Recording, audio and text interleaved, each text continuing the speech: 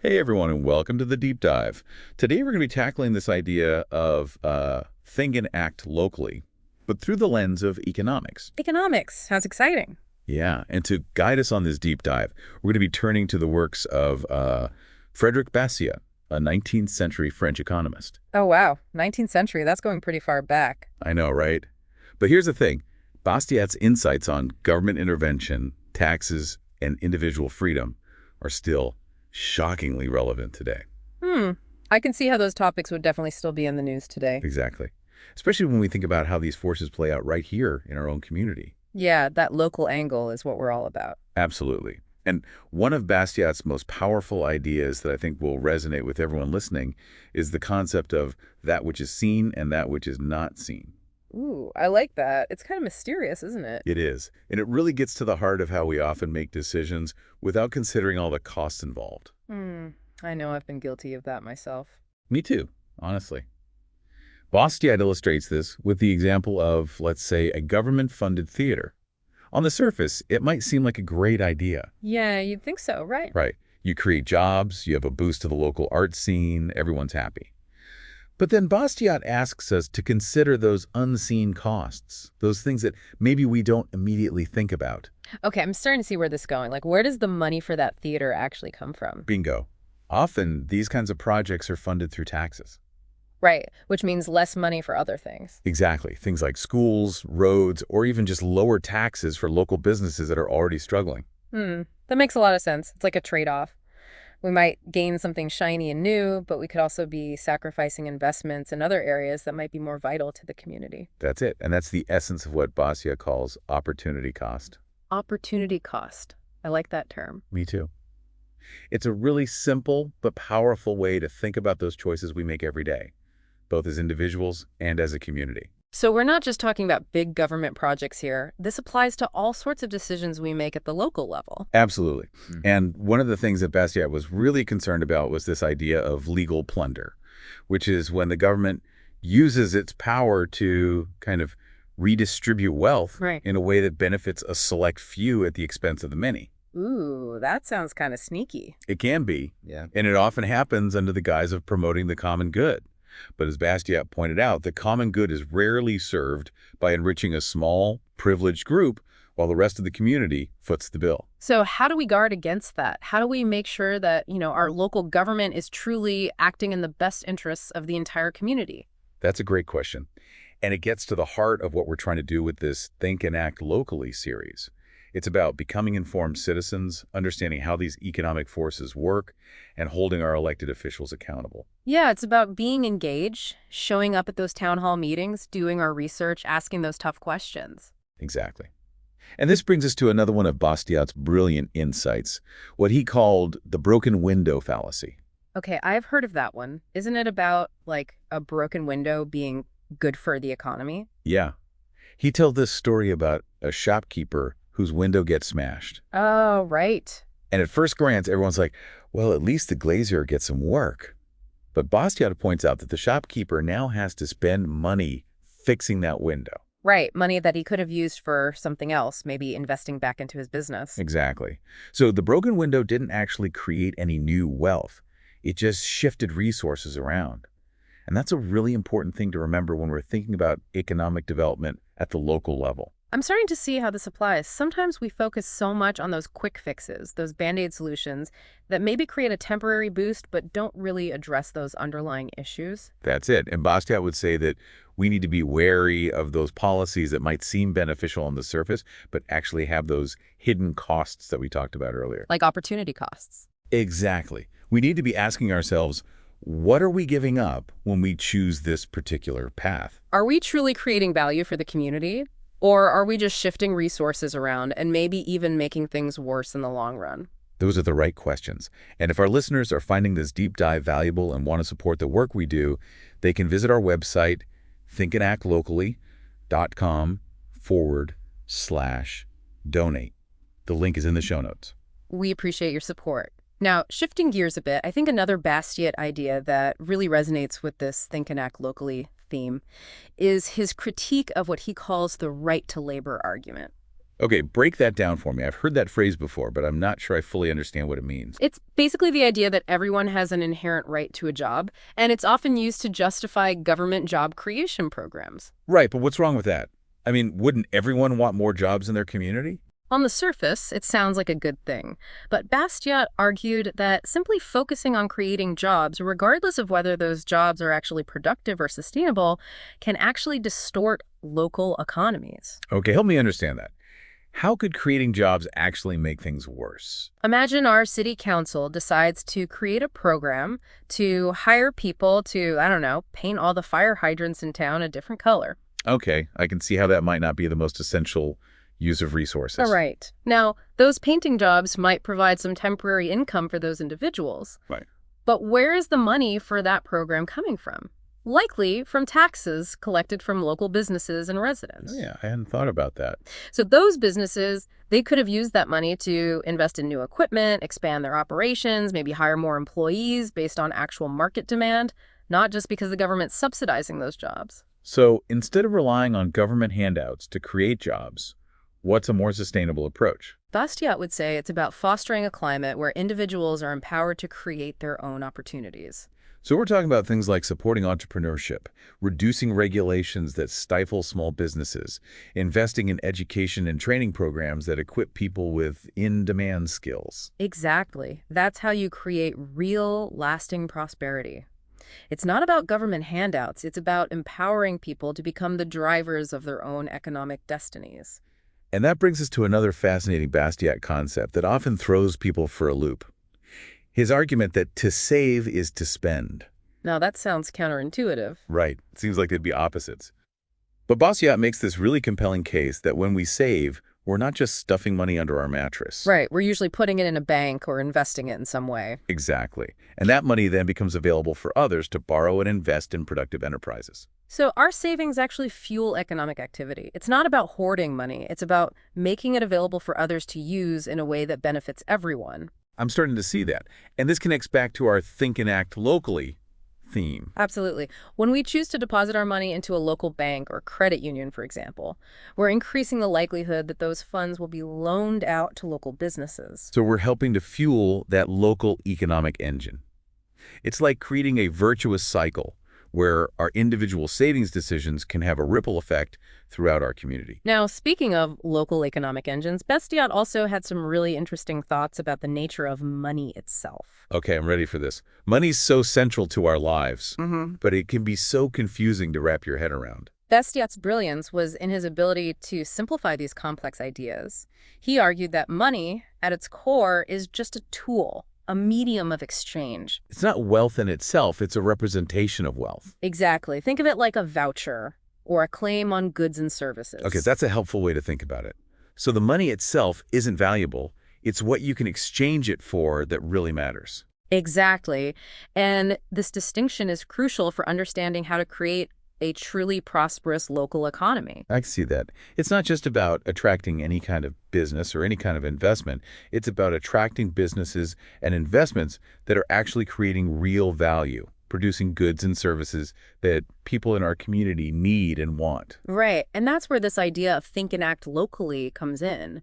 It's about being intentional with our economic choices, supporting those businesses that align with our values and contribute to the well-being of our community. This has been so insightful. I feel like I'm starting to see the world through Bastiat's eyes. It's amazing how his ideas, even though written over a century ago, still speak to us today. And I think it's a testament to his ability to understand those fundamental principles of human action that are, well, timeless. I mean, whether it's the 19th century or the 21st century, people still respond to incentives, they still value freedom, and they still want to live in a community where they can thrive. And that's what we're trying to do here, to equip you with the knowledge and the tools to make those think and act locally decisions that can create a better future for ourselves and our community.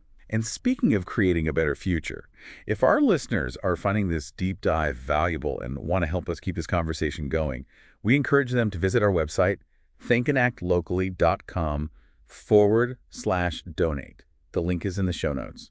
Your support allows us to keep doing what we love. And to keep spreading these important ideas. Now, before we wrap up part one of our deep dive, let's explore one of Bastiat's most thought-provoking concepts, the natural history of spoliation. Spoliation. That's a word you don't hear every day. I know, right? But it's a concept that's at the heart of many of the economic challenges we face today. Okay, I'm intrigued.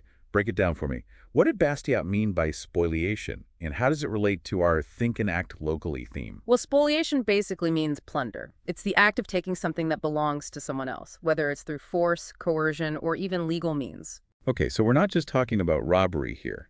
This could be happening at a systemic level, even through government policies. Exactly. And Bastiat argued that this act of plunder, no matter how it's carried out, has a kind of predictable life cycle, a natural history, as he called it. Interesting. So it's not just a one-time event. It's a process that unfolds over time. Right. And understanding that process is crucial for recognizing the dangers of spoliation and for knowing how to prevent it. Okay, I'm following you. So walk me through this natural history of spoliation. How does it start, and how does it progress? Well, let's imagine a scenario. Let's say right here in our town, a group of influential business owners lobbies the city council for a special tax break. Okay, sounds pretty typical so far. Right. They argue that this tax break will help them create jobs and stimulate the local economy. I can see how that argument would be persuasive. And the city council, eager to be seen as pro-business, approves the tax break. So where's the spoliation in this scenario? Well, let's look at those unseen consequences again. That tax break, while it might benefit those specific businesses, it comes at a cost to the rest of the community. Someone has to make up for that lost tax revenue. Exactly. That money could have been used to fund our schools, fix our roads, or even just lower taxes for everyone else. So it's a form of redistribution, but not the kind that benefits everyone equally. Right. It's about transferring wealth from the many to the few, often under the guise of promoting economic growth. So that's the first stage of this natural history of spoliation. It is. And here's where things get really interesting. Once that precedent is set, it becomes easier to justify other forms of legal plunder. I can see how that would happen. Like if one group gets a special favor, then other groups will start lining up for their own piece of the pie. Exactly. It becomes a slippery slope. And as this process continues, a couple of things tend to happen. First, those who benefit from the system become increasingly dependent on it. I bet. Why bother innovating or competing when you can just rely on government handouts or special favors? Precisely. They lose their incentive to create real value because they know they can always rely on the system to prop them up. And meanwhile, those who are being plundered, the taxpayers, the consumers, the small businesses that don't have the same political clout, they become increasingly demoralized. Exactly. They see a system that's rigged against them, where hard work and innovation aren't rewarded. That's got to be frustrating. And it creates a real sense of unfairness, a feeling that the system is working for the powerful and connected, not for the average person. And that's the real danger of spoliation. It erodes trust, it undermines the rule of law, and it ultimately leads to economic decline. People lose their incentive to produce, to invest, to take risks, because they know that the fruits of their labor are likely to be confiscated. It's like a cancer that eats away at the very fabric of a free and prosperous society. Bastiat saw this as a huge threat and dedicated a lot of his work to exposing it. So how do we fight back against this natural history of spoliation? How do we, as citizens, think and act locally to protect ourselves and our community from this process? First and foremost, it's about awareness. We need to recognize that spoliation, even when it's dressed up in fancy language about the common good, is always harmful in the long run. So we need to educate ourselves. We need to understand how it works, how to spot it, how to call it out. Exactly. We need to develop our spoliation detectors so we're not fooled by those deceptive arguments. And we need to become active, engaged citizens. Absolutely. Show up at those city council meetings, read your local newspapers, get involved in community organizations. Hold our elected officials accountable. Exactly. Let them know that we're paying attention and we expect them to represent the interests of the entire community, not just those of a select few. It's about reclaiming our power as citizens. We have a voice, and we have a responsibility to use it. We can make a difference. And we can start by making those small but significant choices in our own lives to support a system that's based on justice, fairness, and individual responsibility. This has been such a thought-provoking conversation. I feel like I'm looking at our local community with a whole new perspective. Me too. And it's not just about economics. It's about creating a community where everyone has the opportunity to thrive.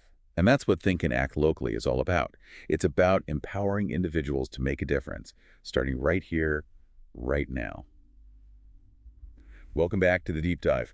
We're picking up right where we left off, exploring those powerful economic ideas of Bastiat and how they can help us think and act locally to create stronger, more vibrant communities. And last time, we were digging into that idea of spoliation, that sort of legal plunder that can happen even when policies seem well-intentioned on the surface. Right, Bastiat was a master at showing how those unseen consequences can really undermine things in the long run, like trust in our institutions and even economic growth. He really had a way of shining a light on those hidden costs that sometimes get lost in those big political debates about creating jobs and all that, always reminding us that real prosperity comes from individual effort, not from government handouts or those special favors for a select few. Absolutely.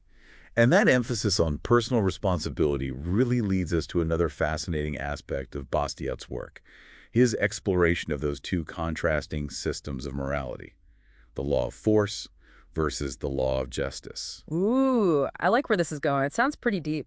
It is, and it's so relevant to how we make decisions in our communities every single day.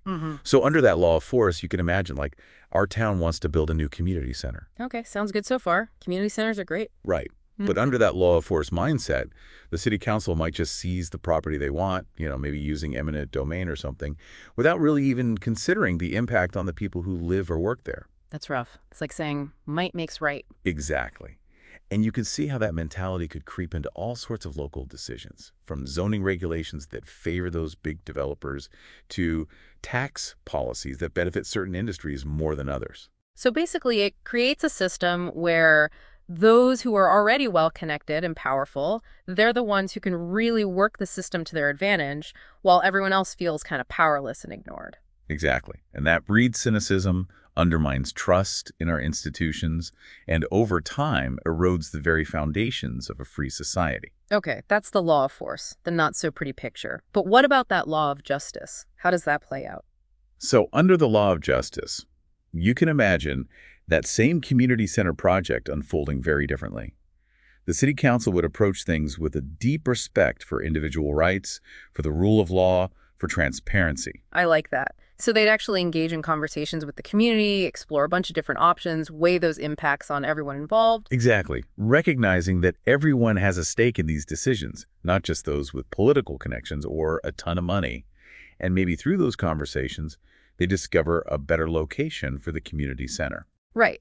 One that doesn't displace people from their homes or businesses. Or they find ways to mitigate those negative impacts through careful planning and design. That's the idea. Yeah. It's not about abandoning progress or those community goals. It's about figuring out how to achieve those goals while also upholding those core principles of justice and respect for every individual's rights. I'm really digging this law of justice concept. It's inspiring. It is. And it allows us to create that kind of society where everyone has a chance to succeed, where disagreements are settled fairly and peacefully, where the law protects our freedoms instead of being used to take advantage of people. It gives me hope for, how we approach things right here in our town. Me too. And it reminds us that it's not just about complaining about the things we don't like. It's about getting involved and helping shape that system to reflect those values of justice and responsibility. Now, speaking of shaping things for the better, I think Bastiat actually uses a really cool story from ancient China to illustrate these very ideas in action. Oh, a story from ancient China. I'm all ears. What's the story? It's about this wise advisor, Kuang, who challenges the emperor's big plan to, revive this massive canal system. Okay, so the emperor's thinking big infrastructure project sounds ambitious. Exactly. The emperor's got good intentions, wants to stimulate trade, boost the economy, improve people's lives. But Kuang, being the sharp economist he is, recognizes those unseen consequences we keep talking about. Oh, it's those seen and unseen effects again. What did Kuang see that the emperor missed? So Kuang realizes that this massive canal project would require tons of forced labor, people being taken from their farms, their businesses, even their families, and forced to work on this big government project, often under really harsh conditions. That's awful. It is. And Kuang has the courage to stand up and point out that, yeah, this forced labor might create some temporary jobs, but in reality, it's going to make people poorer in the long run. They're being taken away from those things that actually sustain them, their own farms, their own businesses, their families. Such an important point. And it reminds us that forcing people to work for something they don't choose, that's not the path to true economic growth. Growth comes from people freely pursuing their own goals, contributing their talents and benefiting from their efforts. Exactly. And Kuang, this brave advisor, suggests to the emperor, hey, instead of forcing people to build this canal, why not create an environment where individuals can thrive on their own? Lower those taxes, cut back on those regulations, protect property rights, and allow people to trade freely with one another. Sounds familiar. It's like think and act locally, but applied to an entire empire. Right. It's about unleashing that human potential, trusting people to make their own decisions, and stepping back from that top-down control that often does more harm than good. I love that. And speaking of seeing things in a new light, Bastiat actually uses another really clever story to illustrate these very same ideas. Oh, he loved his stories, didn't he? What's this one about? This was about a group of candle makers who were afraid of, get this, competition from the sun. Wait, competition from the sun. That's hilarious. I know, right? But it's so brilliant. They actually petitioned the government to, block out the sun. I can't even imagine. So what was Bastiat getting at with this crazy example? He's highlighting those absurd lengths that people will go to, especially when they try to use the government to protect themselves from competition. Like the candle makers in this story, they argue that if they can just block out the sun, they'll create more jobs, boost the economy. But obviously blocking out the sun would be a disaster. Okay, I get it. It's a satire, right? It's Yeah. like saying, let's make everyone wear blindfolds so we can sell more flashlights. Exactly. And it's so relevant to our think and act locally conversations. We often hear those calls to buy local, which on the surface sounds great, but we have to be careful not to fall into that protectionist trap of shutting out competition and stifling innovation. Right. It's not about building walls around our town and refusing to engage with the world. It's about fostering an environment where those local businesses can truly shine by offering unique products, amazing service, and that genuine connection to the community. And let's not forget, a little healthy competition can be a good thing. Absolutely. It forces everyone to step up their game, offer better value, and come up with those new and innovative ideas. And ultimately, it's the consumers who benefit from all that. It's like that saying, a rising tide lifts all boats. When those businesses are thriving, the whole community benefits. Now, speaking of thriving economies, all this talk about competition really leads us to one of Bastiat's most important contributions to economics: his staunch defense of free markets and his critique of government intervention in the economy. Okay, this is a big one. So is Bastiat totally against any role for government in the economy? Or did he see a balance between individual freedom and those times when we need collective action? Bastiat believed that the government definitely has a legitimate role to play, protecting those individual rights, enforcing contracts, providing that stable framework for economic activity. But he was super skeptical of government attempts to manage or control the economy, whether it's through tariffs or subsidies or price controls, all that stuff. So it's kind of like set the rules of the game, but then let the players play. Exactly. He saw the market as this incredibly complex and dynamic system that, when it's allowed to work freely, allocates resources in the most efficient way, creates wealth, and raises living standards for everyone. He really believed in that power of the invisible hand. But wouldn't that just lead to chaos and inequality? What about those folks who get left behind in a system like that? It's a common critique, for sure. But Bastiat would argue that the free market, while not perfect, is still the best system we have for creating wealth and opportunities for the most people. And he'd say the key to addressing poverty and inequality is not through those government handouts or trying to control everything, but by creating an environment where everyone has a shot at success through hard work, innovation, and entrepreneurship. So it's not about trying to engineer equal outcomes, but about ensuring a level playing field, giving everyone a fair chance to succeed. That's the idea. And it all circles back to that core principle of respecting individual liberty, trusting people to make their own decisions, and creating a system that rewards effort and innovation.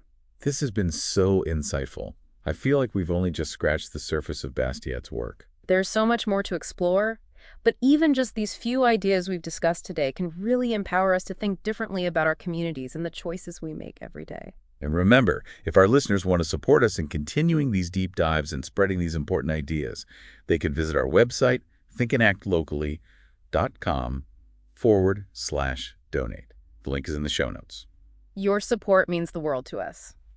Now, before we wrap up this part of our deep dive, let's shift gears and explore one of Bastiat's most profound and honestly sometimes confusing ideas: his understanding of the nature of money and its relationship to real wealth.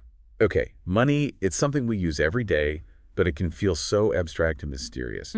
What did Bastiat have to say about it that can help us, think and act locally in a smarter way? Well, Bastiat, being the master of breaking down complex ideas, argued that money, at its heart, is simply a tool, a medium of exchange. It's not wealth itself, it's like a representation of wealth. Exactly. Think of it like those old school arcade tokens. Oh yeah, you'd put in your dollar and get a handful of tokens to play those games. Exactly. The tokens themselves weren't valuable. It was the fun you could have playing those games that really mattered. So the money is just a way to facilitate those exchanges of goods and services, to make things run more smoothly. Exactly. And this difference between money and that real wealth is crucial if we want to build thriving local economies.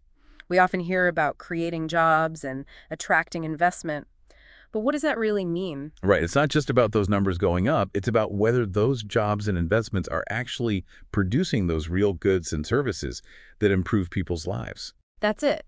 And that's where Bastiat's ideas become super practical for our Think and Act Locally approach. It's not about attracting just any business or any investment. It's about attracting those that align with our community's needs and values. So it's about being more intentional, asking ourselves, what kind of businesses do we want? What kind of jobs do we want to create? What kind of products and services do we value? Exactly. It's about using our power as consumers and citizens to shape the kind of local economy we want to see thriving around us. And that means understanding how money works, how it flows through our communities, and how those seemingly small financial decisions we make every day can add up to a big impact. No, that's what I call economic empowerment. And it all starts with that awareness. Bastiat was so good at cultivating seeing beyond the surface, considering those unintended consequences, and making those choices that create a more just and prosperous world for everyone. Welcome back to the deep dive. It's really amazing how Bastiat's ideas, even though they were written so long ago, still resonate with us today, especially when we're talking about think and act locally. It's a testament to his understanding of human nature and how economies work, those principles that are kind of timeless and apply everywhere. Yeah, and one thing that really struck me was his focus on understanding the true nature of wealth. Like, it's more than just money, right? Absolutely. Bastiat's view of wealth went way beyond those material things or how much money you have in the bank. He saw real wealth as anything that contributes to human well-being, both those tangible things and those things you can't really touch. So it's not just about the stuff we own or how much we earn. It's also about our health, education, a clean environment, strong communities. Those things matter too. You got it. It's about seeing that bigger picture, that true prosperity is about so much more than just those dollars and cents. Yeah, it really challenges us to look beyond those traditional ways of measuring economic success and ask ourselves, are we really building a community where people can truly flourish? Are we investing in the things that really matter? Exactly. It's about those quality of life things that make a difference. Good schools, access to affordable health care, clean air and water, a sense of belonging, a real sense of purpose. Those are the building blocks of a truly prosperous and resilient community. It's about creating a place where people not only want to live, but a place where they can really thrive. And speaking of thriving, I was really struck by Bastiat's defense of saving. Like, we always hear spend, spend, spend to boost the economy. But Bastiat actually saw it differently. He did. Bastiat loved to challenge those conventional ideas, and he made this really compelling case that saving is actually vital for economic growth. He saw it as a form of delayed gratification, like you're setting something aside today so you can reap the benefits later. So it's not about hoarding cash, but it's about channeling those savings into investments that can create jobs, develop new technologies, and ultimately lead to a better quality of life for everyone. You got it. It's like planting a seed. You're not going to eat the seed itself, right? You plant it, you nurture it, and then you get to enjoy the fruits of your labor down the road. That's a great way to think about it. And it makes me think about how we can apply that to our daily lives. Like, maybe instead of spending all our money at the big box stores, we put some of it into that local credit union or invest in a small business we believe in. Exactly. Those small acts of saving and investing can add up and have a real ripple effect throughout our community. It's a way to support those businesses and initiatives that are creating real value and building a stronger local economy for everyone. It's about putting our money where our values are. Right. Absolutely. And it's also about understanding that we're not just consumers, we're citizens with a voice and a responsibility to shape the direction of our community. And that brings us back to Bastiat's ideas about the role of government.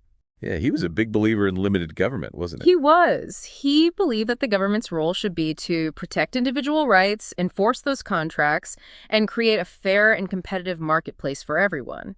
But he was really wary of government overreach, especially when it came to trying to control or manipulate the economy. So set the rules of the game, but then let the players play.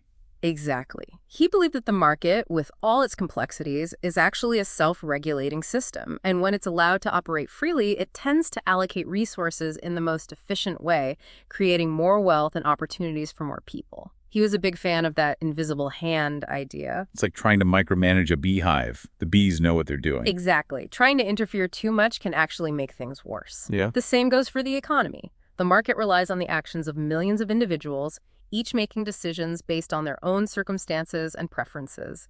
And when you let those individuals operate freely within a framework of clear and fair rules, amazing things can happen. Listening to all of this, I'm starting to understand how Bastiat's ideas can really help us navigate those complex economic issues we face every day in our communities.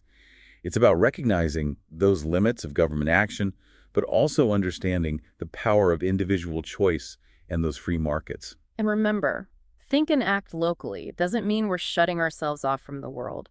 It's about engaging with the global economy in a way that benefits our community, all while holding on to those principles of freedom, fairness, and individual responsibility. This has been such an eye-opening journey exploring Bastiat's ideas. I feel like I've got a whole new set of tools to think about economics, especially when it comes to making a positive impact right here where we live. That's what we're all about, helping you become those everyday economic heroes that Bastiat talked about, the ones who make a difference through those small but meaningful actions each and every day. And speaking of making a difference, for our listeners who are enjoying these deep dives and want to support our work, please visit our website, thinkandactlocally.com/long/donate. You'll find the link in the show notes. Your contributions help us reach more people and keep having these important conversations. So as we wrap up this deep dive into the brilliant mind of Frédéric Bastiat, let's take a moment to reflect on what we've learned and how we can put these ideas into practice. Let's remember those key principles, Look beyond the immediate effects and consider those unseen consequences. Respect individual liberty and the rule of law. Understand the true nature of wealth and the importance of saving and investing, and recognize the power of those free markets. Oh, and let's not forget about those limits of government intervention. It's a lot to take in, but even small steps in the right direction can make a big difference. Let's all commit to being more mindful consumers, more engaged citizens, more informed investors, and more responsible stewards of the resources we have. Let's create those local economies that are not just productive, but also fair, sustainable, and truly reflective of our shared values and that vision for a better future. Thank you all for joining us on this journey of discovery. We hope you're leaving today feeling inspired to think deeply, act boldly, and of course, keep it local. Until next time, stay curious, stay engaged, and keep making a positive impact.